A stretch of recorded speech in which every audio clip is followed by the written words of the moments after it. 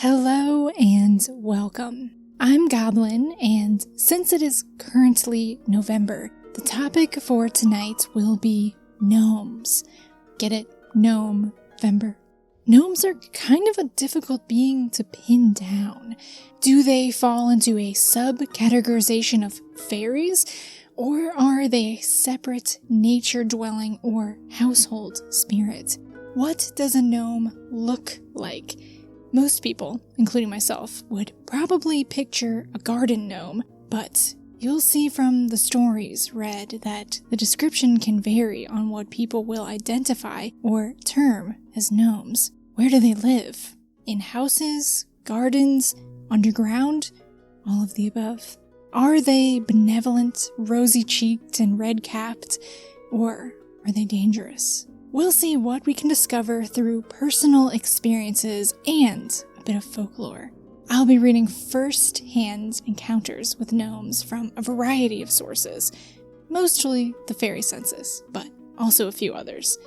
In between experiences, I'll provide a little commentary, some casual analysis, and go over some folklore as it comes up. Everything I read from and reference will be listed in my source list, which is included in the description of wherever you are listening. You would be amazed just how many people have encountered gnomes. I found so many stories, so we'd better get started. We will be beginning with the Fairy Census, which, if you aren't aware of it, is an academic research project by Dr. Simon Young, who is collecting people's anonymous first-hand encounters with fairies. And this is to collect data to review the modern attitudes towards fairies. But it's totally free to look at and open to submissions, and so it just is endlessly fascinating for me to pick through and read people's experiences. There are now 2 Fairy Censuses. I'm going to read from the first one. And this encounter took place in Oppland, Norway. This is a third-person experience. I know I said that they're first-hand experiences, but third-person experiences are welcome as submissions as well. So the poster is submitting this story that happened to her sister.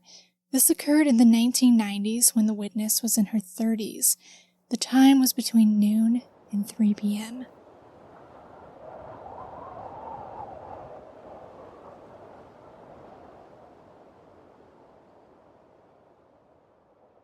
My sister was visiting an elderly lady who lived in what was said to be the oldest house in the area.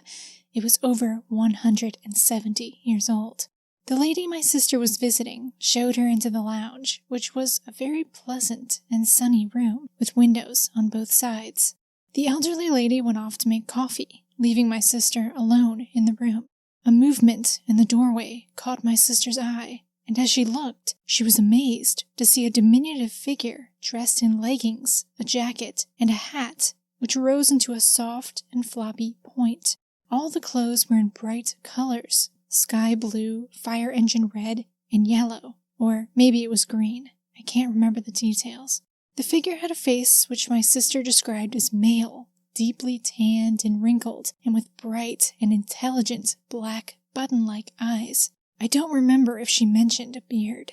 The creature was not as tall as the back of the sofa it was standing next to, so I'm guessing it was less than 30 to 36 inches tall. The little man was studying my sister intently, but when he realized she had seen him, he quickly stepped behind the sofa, which was in front of my sister. The room had 2 sofas opposite each other with a large coffee table between them. There was at least 5 or 6 feet between the back of each sofa and the wall behind it. My sister rose from her sofa and walked around the coffee table to kneel on the second sofa so that she could look over the back of it to get a better look at the little person. There was no one there, and she immediately looked under the sofa. Again, no one was there. It was at this point that her elderly host returned, bearing a tray of coffee and cakes. My sister was embarrassed, and her host asked her if she had dropped something. My sister didn't know how to reply truthfully, but the elderly lady smiled and said something like, "So, you have met my little gnome." My sister's face must have told its own story, and the old lady said that in Scandinavian lore, many homes had a fairy protector, and described the figure in perfect detail to my sister. To have actually seen the little creature was said to be extremely rare, and my sister was considered to be very honored because of it, according to her host. Even after the event, she still didn't believe what she had seen, despite her host's confirmation that she had had a real experience and not imagined the whole thing. My sister was not given to flights of fancy or telling tales, so I have every reason to believe her account was a true representation of what she thought she had experienced.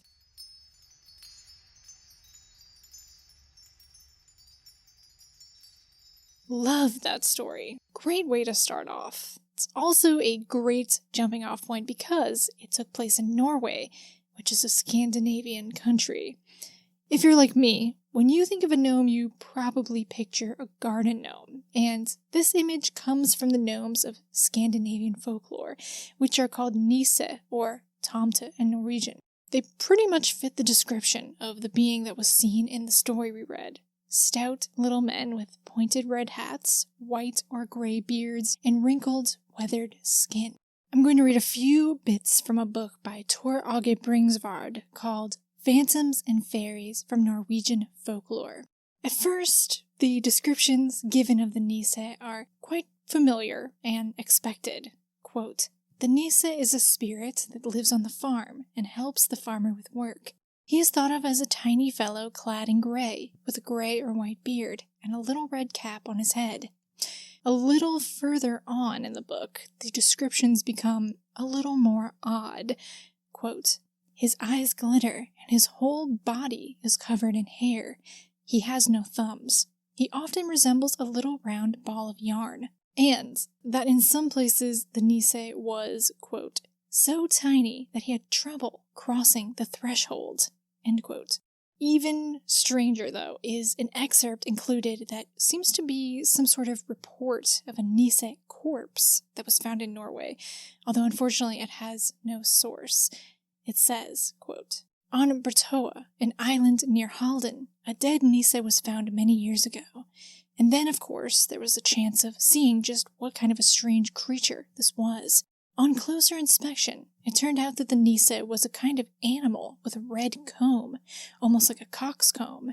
The story goes that people went out to have a look at the body, and they said he was jelly-like and so heavy that they had to bury him where he lay. It was believed that the lightning had put an end to him." End quote. These beings, like the old woman in the story said, are known to dwell in houses and on farms, and they will assist the family who resides there with chores, and particularly love caring for livestock. Nisse are totally content to do farm work, quote, "as long as he's allowed to go about his business in peace, and receives his food like everyone else on the farm." Apparently it isn't necessary to feed nisse very often, and you can get away with only doing it on Christmas Eve. Their favorite meal is a big portion of cream porridge with a lump of butter in it, and an abundance of ale. Do not forget the lump of butter. It's very important, or else you're due to suffer the wrath of the nisse, because this little gnome is all smiles and rosy cheeks until he isn't. Then he becomes a vengeful, violent, and even murderous little monster, throttling people, cursing families, destroying property, and killing cattle. Some of the ways you can piss off the nisse are mistreating the livestock, especially his favorites, eating or withholding his food, forgetting the lump of butter on his porridge, and being loud at night. The nisse gets up at the crack of dawn to do his farm work, so he doesn't want his sleep disrupted. But as temperamental as a nisse can be, they are extremely loyal, generally quite merry, unless offended, and will protect their associated homeowner, as the woman in the story stated. While you can find gnome imagery and attributes dotted back throughout history in statues and mythology of ancient cultures such as Egypt, Greece, Rome, Iran, I think it's safe to say that our current concept of gnomes comes from Scandinavian and Germanic folktales. And that's not to say that what we would deem as gnomes don't exist in other modern cultures. I'm sure that will become quite clear as we go along. So let's press on with our gnome experiences. We're not leaving the Nordic region just yet. This next story took place in Finland and is from the second Fairy Census. This experience took place in the 1950s when the witness was between the ages of 11 and 20.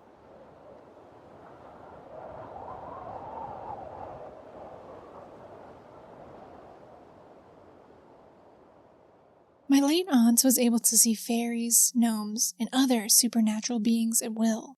In this particular instance, she happened to look into a tree stump while out hiking with her family as a young girl. When she glanced into the root system, she saw a very friendly-looking old man smiling back at her while smoking an old-fashioned pipe. He was dressed in the fashions of the Middle Ages. She knew he was the spirit of that tree still residing in the stump. She was not afraid and simply continued to hike.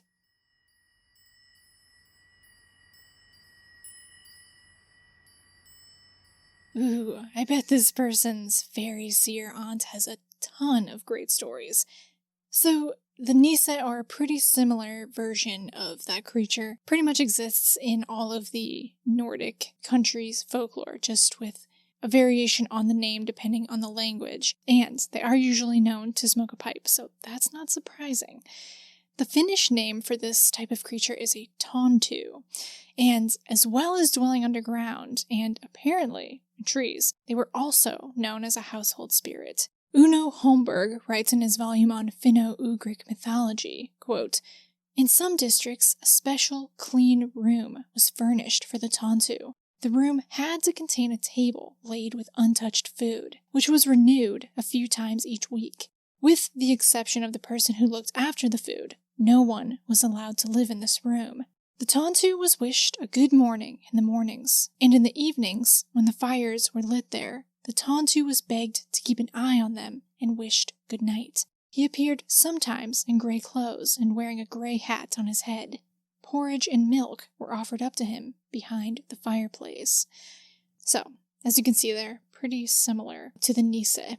Moving on for now from the Nordic and Scandinavian folklore, let's continue on with sightings of gnomes around trees. This next story is also from the second Fairy Census and took place in Washington State in the 1960s when the witness was under the age of 10. The time was between 9 a.m. and 12 p.m.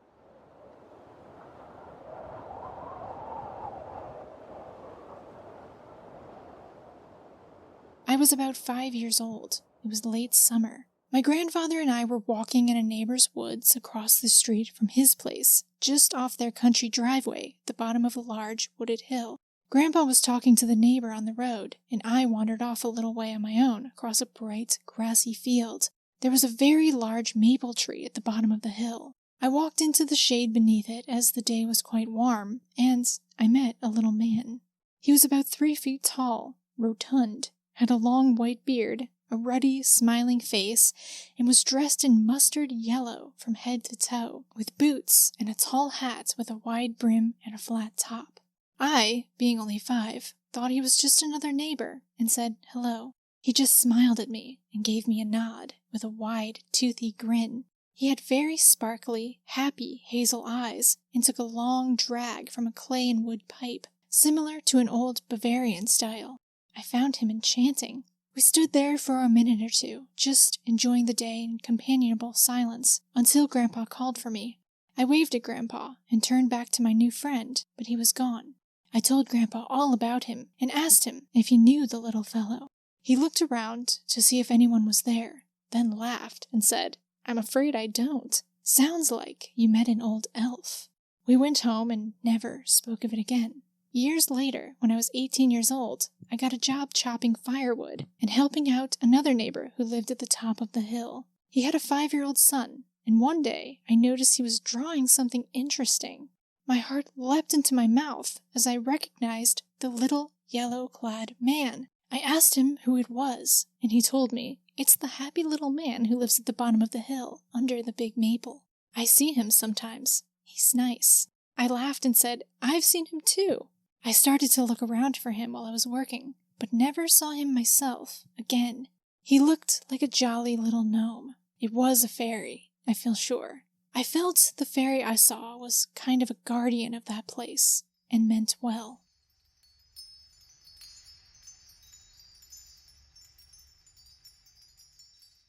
I think that is a very lovely little encounter, and I found this gnome's outfit interesting. Mustard yellow from head to toe and what sounds like a wide-brimmed top hat. So he's deviating a little bit from our standard gnome attire so far. He's got his own unique sense of style. So it's not surprising that gnomes would be seen near a tree, perhaps even a particular tree, as they are undoubtedly tied to nature. This is true as well with fairies, and specific types of trees have association with fairies, such as hawthorn trees, rowan trees. Now, it begs the question, since we are reading from the Fairy Census, are gnomes fairies? Catherine Briggs, the late great British folklorist and author, says no in her Dictionary of Fairies. The reason being that the first instance of the word gnome being used is from a 16th century Swiss doctor known as Paracelsus, who established the foundations of science and medicine during the Renaissance. A very notable figure in alchemy and Hermeticism, and he is now associated with the first use of the word gnome in his descriptions of what he called the four elementals, which are spiritual beings that were each intrinsically tied to earth, air, fire, and water. The earth elemental he called gnomes, or pygmy, and was described as living under the ground inside of mountains, and had associations with treasure and hoarding wealth. It seems like originally gnomes were what we now think of as dwarves, and they are often physically portrayed very similarly. It seems like they kind of got lumped together. Paracelsus didn't invent the basic concept of a gnome.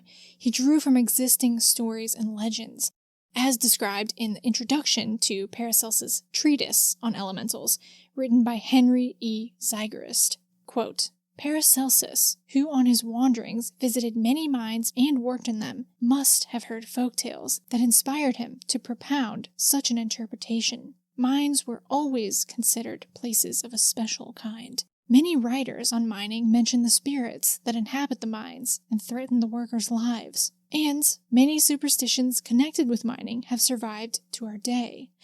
Paracelsus frequently heard of local traditions according to which a mining region had been inhabited by strange beings in the days of old.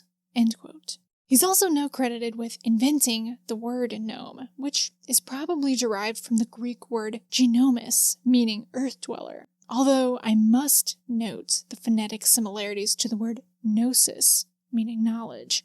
Anyway, like I was saying, Catherine Briggs says that gnomes, quote, cannot be properly classified as fairies, goblins, bogies, or even imps, as they belong rather to dead science than to folk tradition. In the Nordic traditions we discussed earlier, they're described as house spirits. However, I think that a lot of people would probably find them to be a subcategory under the greater umbrella of fairy. In the end, it doesn't really matter how we categorize them, I don't think, but just for fun, let me know how you define a gnome. So far, we've read about some very pleasant experiences, but encounters with gnomes aren't always so. Let's read some creepy ones. This next one is from the first Fairy Census and took place in northeast England in the 1970s.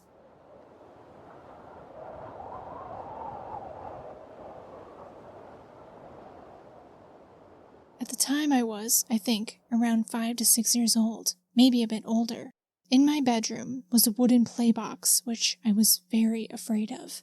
The reason for this was I would often hear voices coming from inside the box, and these voices belonged to very tiny men, a bit like gnomes, who would come and go from the box. This happened over a period of time, and I heard them often. I can still recall the voices, but in describing the men, I am not at all sure now. I heard them far more than seeing anything. After moving house, the box was no longer in my room, and I never heard voices coming from it again. I still don't like the box. It's now a blanket box and in my dad's house. I cannot remember ever saying anything about this to anyone else.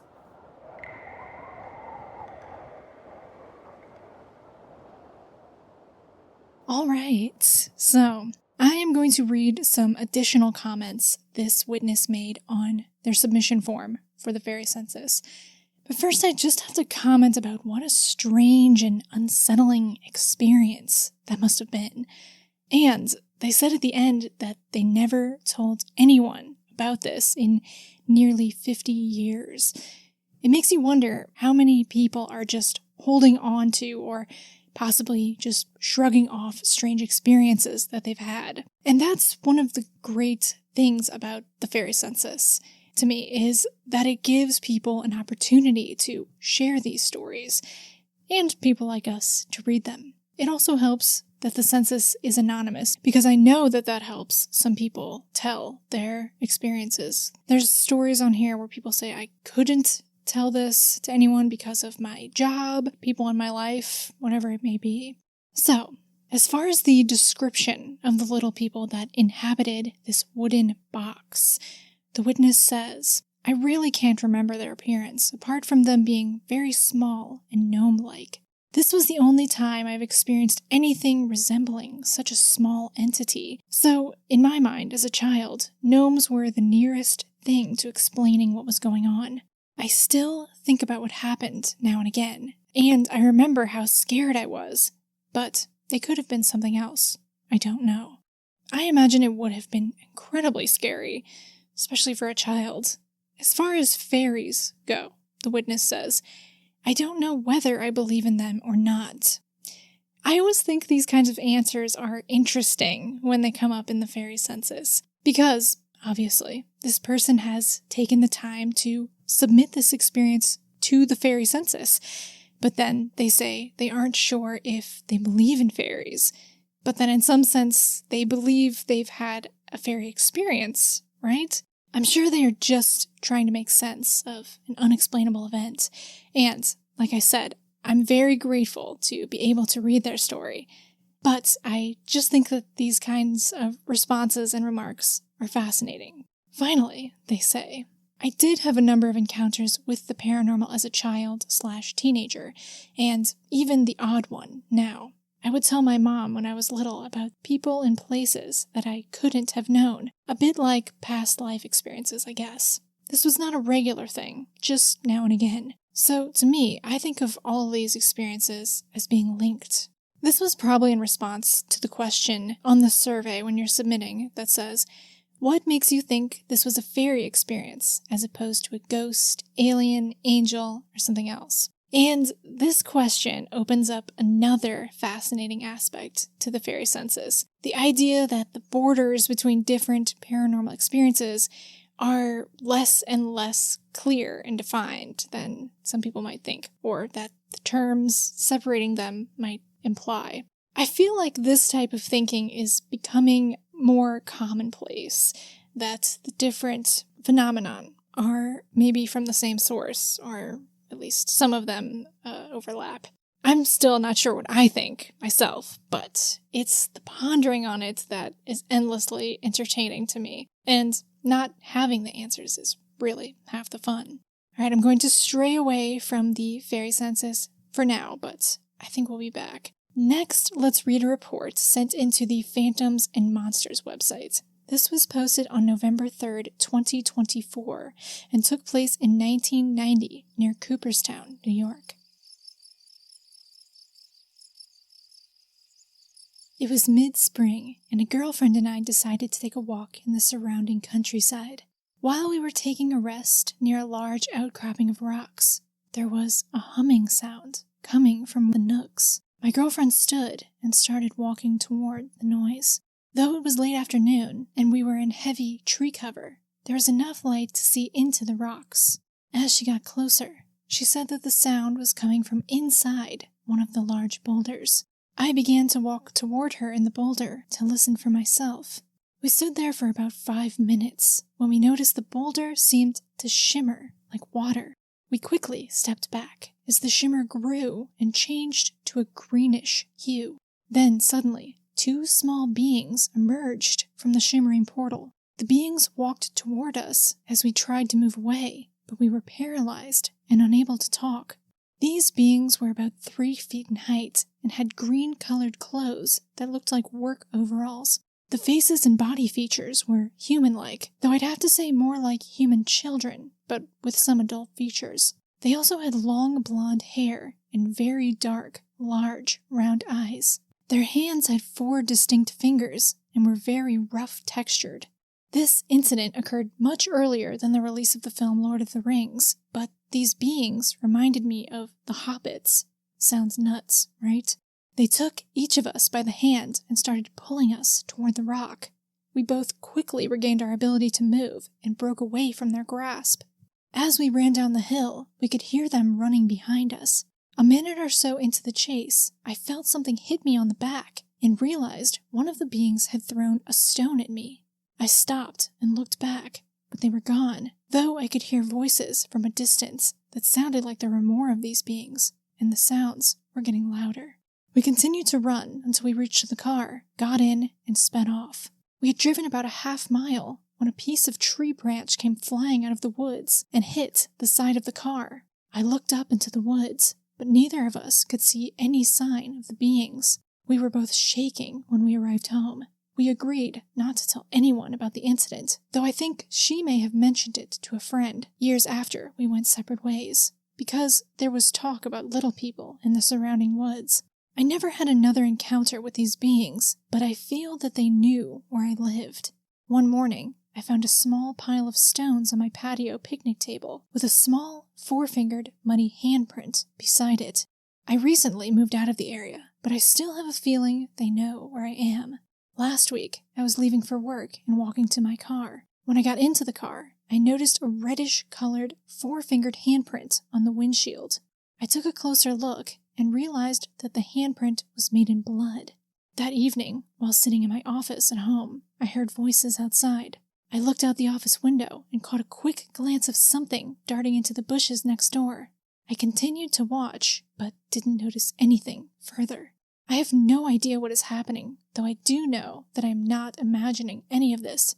Is there a possibility of little beings, like hobbits or elves, living among us? I've never seen or read about any of this. It just seems so crazy. Any ideas?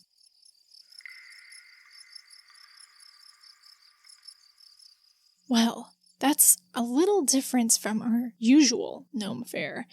Now, the witness didn't explicitly call the beings he saw gnomes, but the post was titled Blonde-Haired Gnomes/Trolls Emerge from Portal, which is why it caught my eye, and I decided to add it to this episode.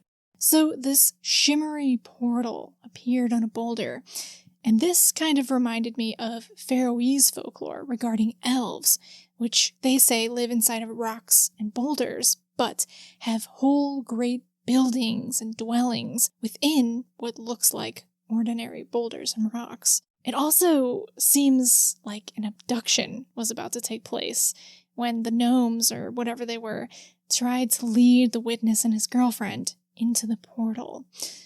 Classic fairies are known to kidnap humans, but you could also draw parallels to UFO reports in this story. And there we go back to that overlap and parallels in different phenomenon. It comes up all the time, these parallels between fairy lore and alien abduction and different UFO reports. Whether that means they're the same thing or not, who knows, but it's always interesting to draw those connections. There is one anonymous comment left under this story on Phantoms and Monsters that I'd like to read. It says, I've seen tiny people in the woods here in Norway, 2 to 3 feet tall. They were dressed in somewhat ragged, brownish clothes. There were a bunch of them walking along in the brush and heather the first time I saw them. I couldn't see their feet. Their faces looked kind of old, and they were mumbling. After a few seconds, they sort of faded out. I assume these creatures live in a parallel dimension with the ability to slip into ours and back. Alright, I've got another strange story I'd like to read regarding a group of quote-unquote gnomes from a website called Castle of Spirits, where people submit their first-hand paranormal experiences. This was submitted in April 2010, and it's called The Long Dirt Road. My husband and I just finished our dream home here in a small town near Brownsville, Texas. Our house is the last one on our dirt road for many miles. I suppose it was all too easy to ignore the strange things that we all saw as far as the construction was going on. The house itself was fully finished by November of 2009, so I guess with most of the stress gone and life slowing to normal, it was only a matter of time before we began to take more notice of things. The house in itself was right as rain, as far as normal goes. It was the land that became the issue. One day, my 3 boys all decided they wanted Mommy to take them for a walk down the dirt road that runs on after our house. I didn't see a problem since cars rarely used this road because of the lack of pavement, making it impossible to drive on if it had rained at all in the past week. It was around 8 in the morning when we started down the road. It wasn't but a minute or two before a woman ran out into the middle of the road in front of us, about 20 yards or so up the road. She looked odd, with a red hooded cloak from head to her bare feet and crazed hair. Her face was painted black with what appeared to be mud, and she had about 4 obedient pit bulls by her side, sitting at attention, watching, as she began acting very oddly. Now, mind you, it is August in Texas, and the closest house for at least 10 miles was our own, not to mention the Texas heat, and this lady is wearing a full-length, hooded, long-sleeved cloak. She suddenly starts chanting and sort of jumping around while holding this sort of branch, waving it over her shoulders. I just couldn't stop looking at her, and without a thought, I called out to her to see if perhaps she had had an accident in the area and needed some help. She only then raised her eyes to look our way, but only to my children, and lifted her hand with a smile, motioning for my boys to approach her. As a mother, I do not think I need to say what I did next. Once we were all back in the house, I just brushed it off, telling the boys to stay close to the house, and that I did not want them venturing down the road without me. It was only that very same day, though, that we ended up walking down the road again, because I realized my youngest son's sandal must have come off while we were walking earlier. This time, what we saw would be far more unsettling than a strange woman. As I bent down to pick up Manny's sandal, I turned quickly when my 5-year-old began to scream, one of those hysterical cries for help that make a mother's blood run to ice. When I saw his pale face, I noticed he was also urinating on himself. I turned toward the direction he was fixed on to have a look at the source, and there they were.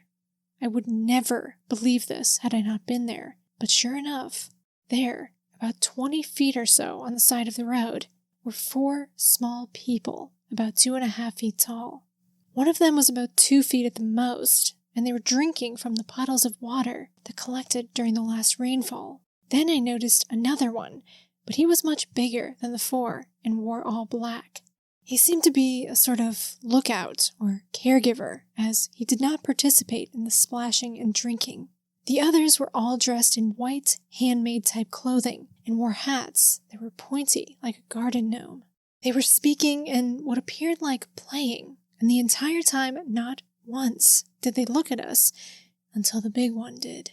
I gave a shout from amazement. Then the big one grabbed up the smallest of them onto his shoulders and spoke to the others to go towards the tall grass. Not one word came from any of us as we watched them walk and disappear into the grass. Since then, I have seen them on several occasions around my home, just watching me. Although I am scared, I am also equally curious as to what they are. They do, however, cause a little mischief from time to time. It's never anything serious, only like they want my attention.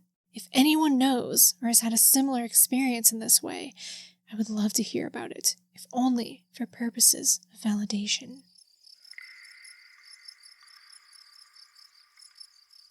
That's probably one of my current favorite stories I've come across.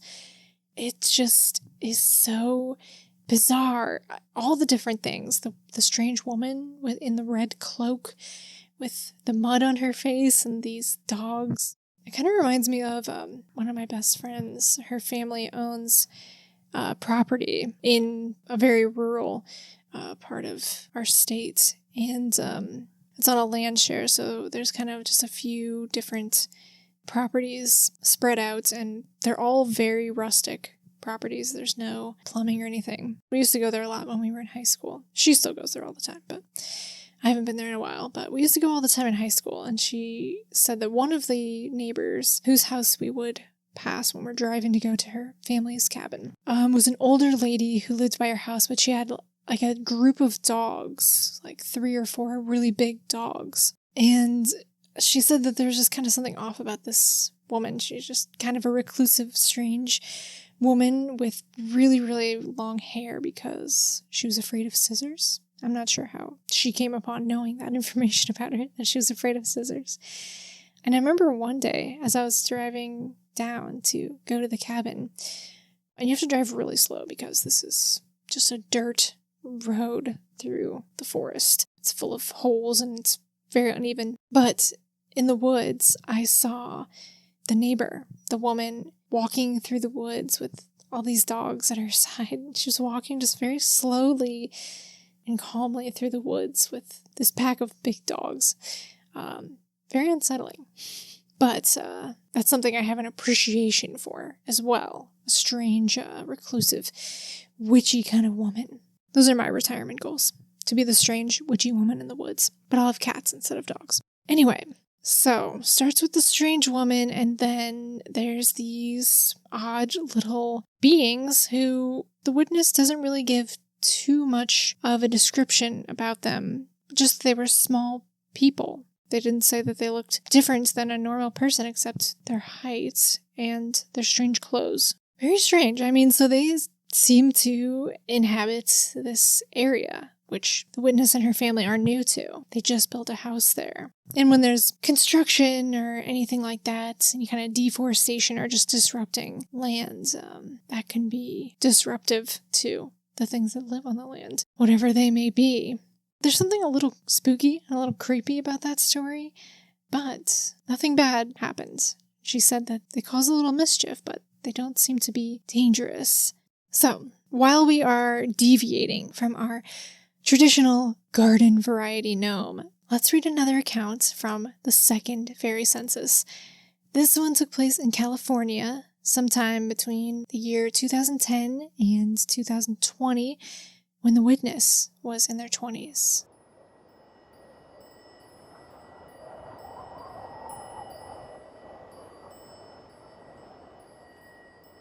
One evening, I had just come home from work around 9:45 p.m. My mother was in the kitchen, and she had served me a glass of red wine. I sat down on the couch and sipped my wine until it was about half empty. My mother was still in the kitchen, but I had gotten up to go use the restroom. If I remember correctly, I did take my wine with me. As I stepped into my bathroom and turned on the light, all space around me had expanded. My vision felt softer and sound had receded into a vacuum. As this shift of energy was happening, the light and colors in one part of my bathroom had manipulated into a form and then into a full-on figure. This figure was that of a small humanoid. I could tell right away it was not human. It looked like a small gnome of sorts, only without the hat and beard. This creature was about 3 feet in height. It was wearing shorts, pointy shoes, and a collared shirt/vest with earthy colors.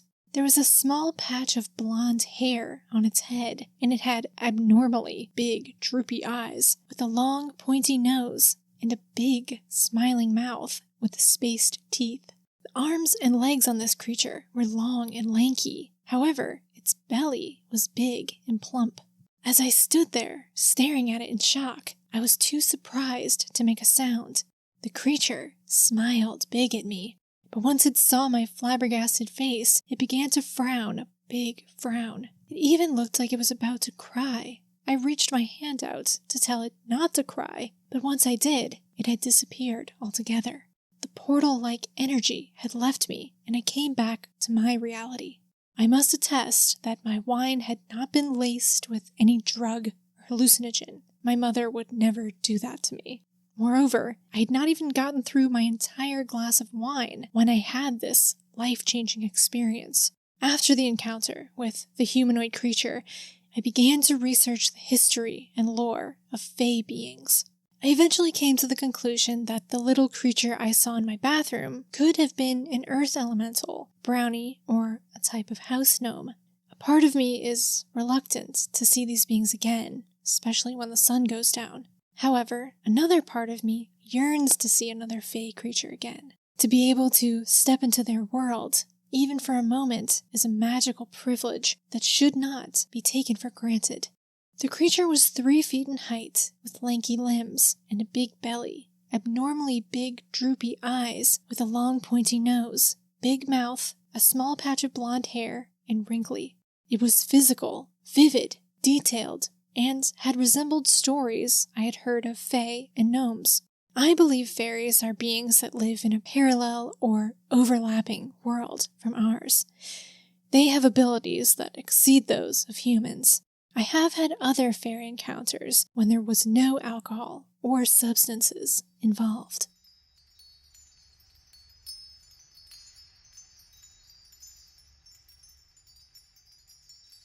There's something very cartoony about the description of this gnome. Very exaggerated features and expressions. It almost sounds a little silly looking. Although, if I saw it in real life, I don't think I'd be laughing. It's one of those things where it's like, I'm reading these experiences people have, I'm like, I really would love to see something like that. I'd love to see a gnome or a strange creature, but would I really, if I really was faced with it, it's probably pretty scary, pretty unsettling. But that really is quite an interesting experience, and it came about in seemingly such an unexpected way, just having a glass of wine after dinner. The bathroom is a place where we are especially vulnerable and are typically quite alone, where you feel very shut off and separate. People will go there just to have a moment of uninterrupted peace and quiet, or to collect themselves. It's a place where or you think that you won't be disturbed. So I would think experiences had in the bathroom would be particularly jarring. Luckily, the witness didn't seem too disturbed by what she had seen, just preferring that it didn't happen again after dark, which I can't blame her for that. Now, I think we know better than to believe that drinking half a glass of wine would cause the witness to hallucinate this experience. I mean, maybe if she had just taken a hit of DMT or something. But I think most of us have had our share of glasses of wine and never seen a weird, droopy-eyed, pot-bellied gnome after doing so.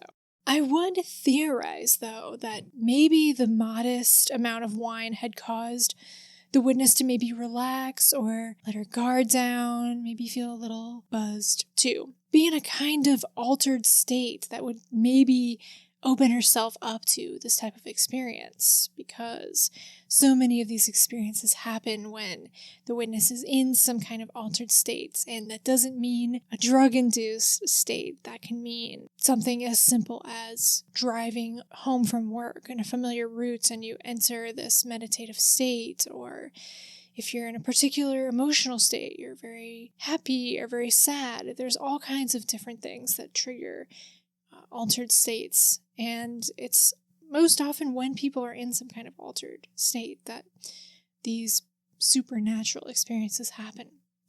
But who knows? Let's read another encounter with a gnome that has some odd physical attributes. This is from the first Fairy Census and took place in North Carolina in the 1960s. The witness was under the age of 10, and the time was between 9 a.m. and 12 p.m.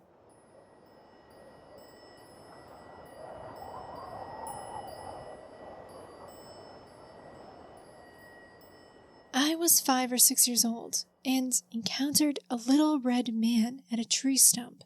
He was about 2 to 3 feet tall, dressed entirely in red, with a solid red face, tiny white horns on the top of his head, and with a red pointed tail. He looked like Santa Claus, with a white beard, mustache, and eyebrows, but everything else was a bright Santa red. I was charmed by him and talked to him briefly before he disappeared. I went into the house and told my parents that I had seen Debelos, my childish way of saying devil lost. I talked about him for weeks and kept going back out to the stump, but I never saw him again. I have wondered as an adult whether he was a tomte, the Scandinavian gnome.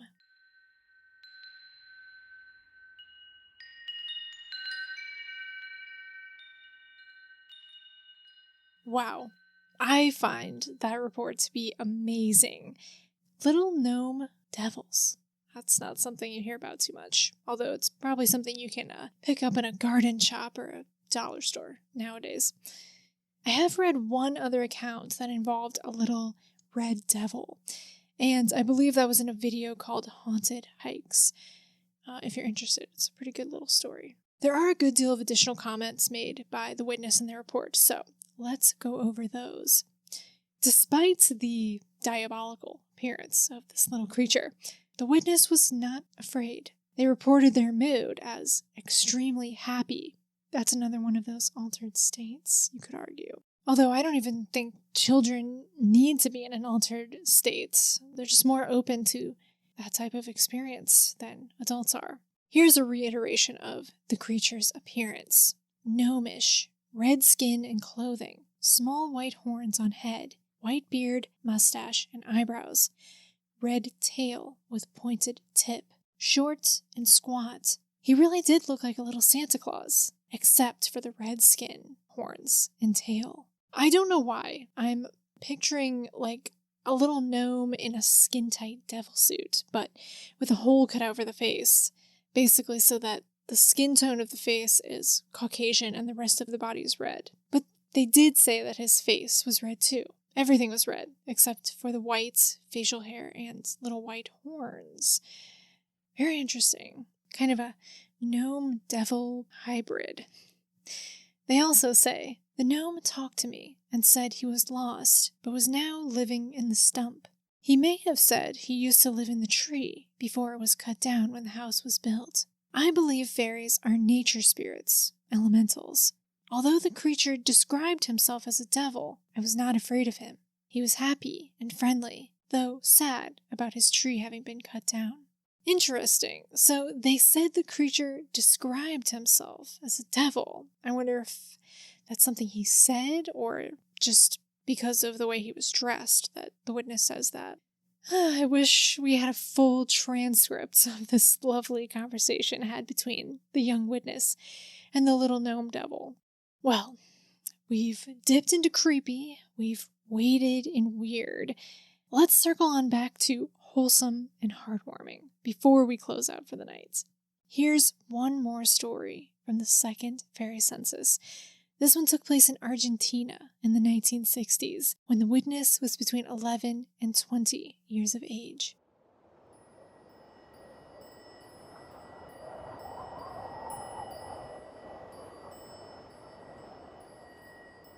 This happened to me when I was a child. My parents let me play in the garden of the neighborhood park, which was surrounded by flowers. This was a very colorful and picturesque, large public park. In those days, I remember that as a child, I was approached by small, translucent gnomes who claimed to be my friends. They played with me, drinking tea, with dolls, and other children's games. They also talked to me and handed over berries from the hawthorn tree. I remember trying to touch their beards or arms several times, but they would fade.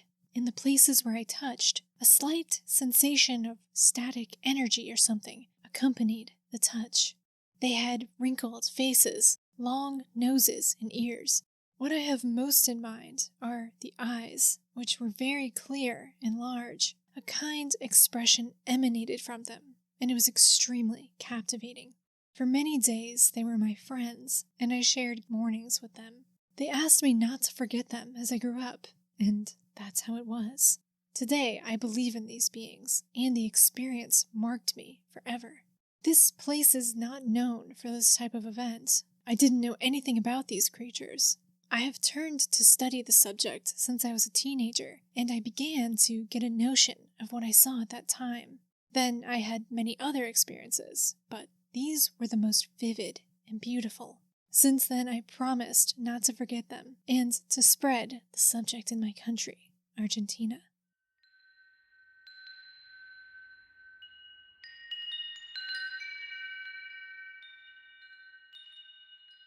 Really beautiful experience. The witness restates their description of the beings as dwarves with red caps.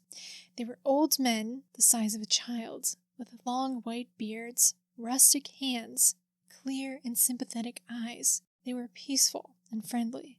When questioned why they deemed this a fairy experience, they write, because they themselves manifested at some point that they were linked to the plants and trees, that they were beings of nature.